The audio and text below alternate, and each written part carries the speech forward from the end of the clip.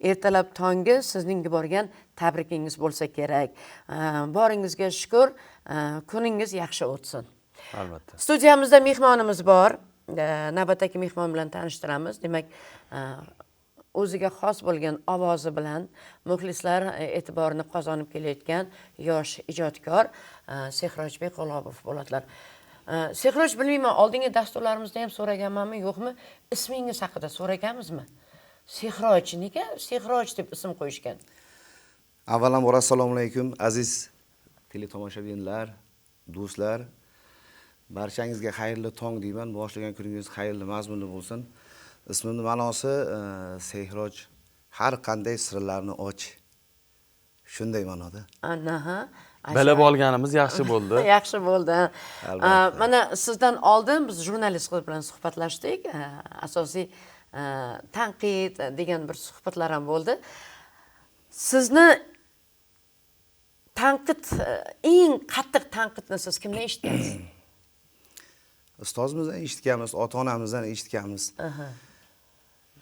Do'stlardan eshitamiz. Do'st odam tanqid qiladi. Nimagaki tanqid kelajak mevasi deydi. Tanqid bir kamchiligimiz bo'lsa, yuzimizga aytsa, harakat qilamiz o'sha kamchilikni yo'q qilishga.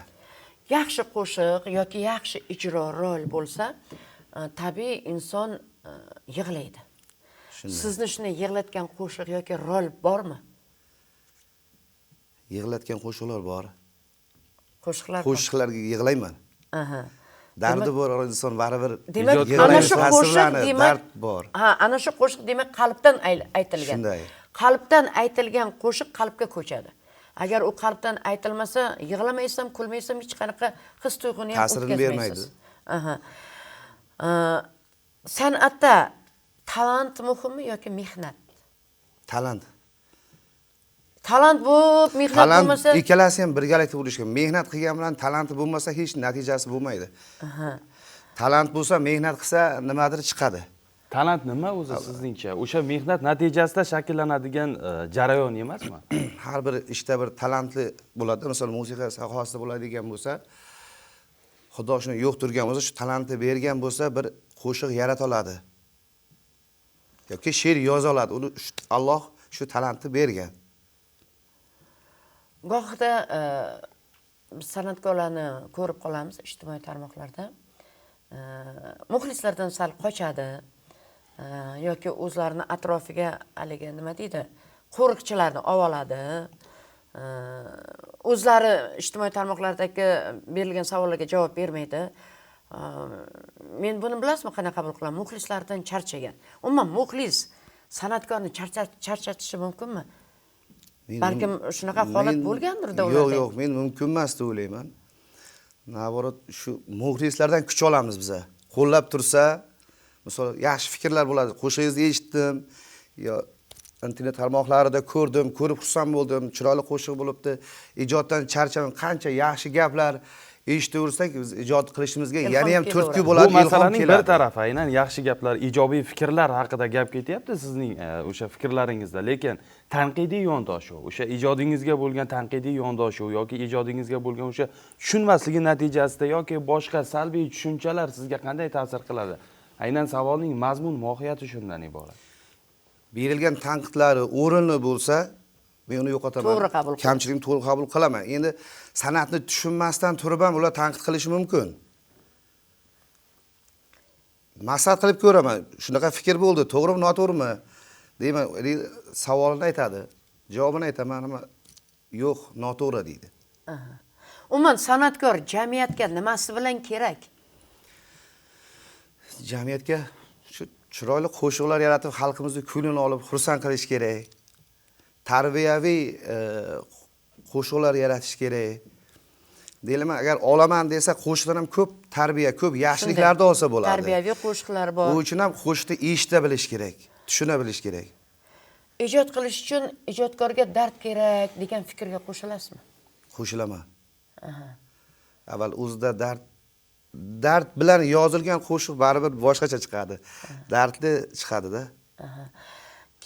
Sehroj, keling hozir sizga navbat beramiz. Qo'shig'ingiz nima haqida? Hozir aytadigan qo'shim Ayro Gulim nomi. Xurshid Karim she'ri, Seyroj G'ulomov musiqasi, o'zim musiqasini yozganman. O'sha qo'shiqni aytib bermoqchiman. Ajoyib. Bastakor Ustalaringiz o'zingiz. bilan, albatta. Aha. Eshitamiz bo'lmasam.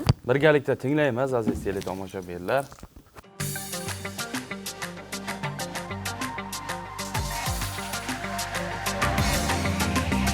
Ko'zlaringni jonusida jonim halak, kipriklaring nashtanida bedor yurak. Mensiz bugun barqasiga kirgan malak, gul ustiga ko'kda oy ham shaydo gulim. Nahot endi yo'llarimiz ayro gulim.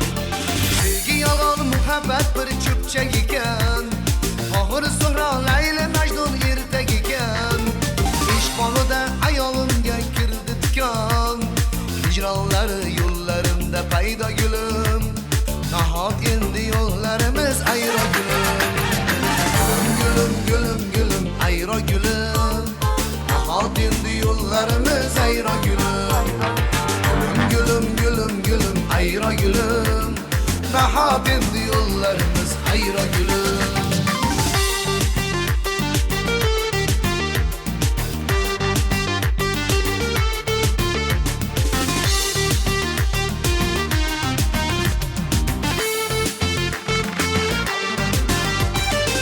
Dastalar kunlar tutib qo'lim qoldi. Yolg'on yorgan nigohlardan ko'zim qoldi. Ko'nglim qoldi, hammasidan ko'nglim qoldi.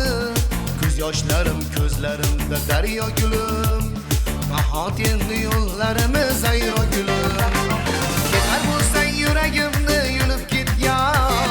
Hisim o'yib bag'ri dilim tilib ketgan. Yig'lamagin shodon shodon kulib ketgan. Borar joying ostonasi tillo gulim. Nahot endi yo'llarimiz ayro gulim. Gulum, gulum, gulum, ayro gulim. Nahot endi yo'llarimiz ayro gulim. Gulum, gulum, gulum, ayro gulim. Nahot endi yo'llarimiz ayro gulim.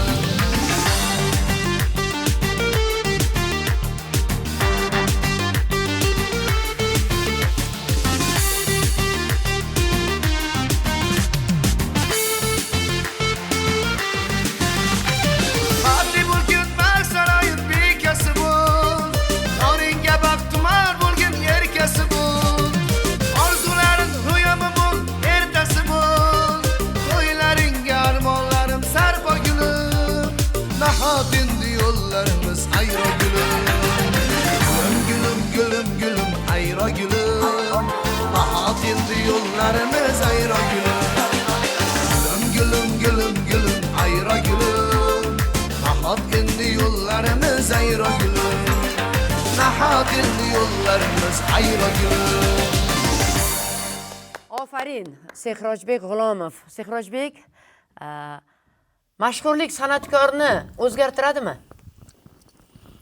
Harakat qilaman o'zgarmaslikka. Rahmat. Doimo shunday bo'lib qoling va sizdan hali juda bir mazmunli, chiroyli qo'shiqlarni kutib qolamiz. Men o'ylayman, sizni ko'rib turgan onajoningiz hozir ekran qarshisida o'tiribdilar. Shundaymi, Sehroj?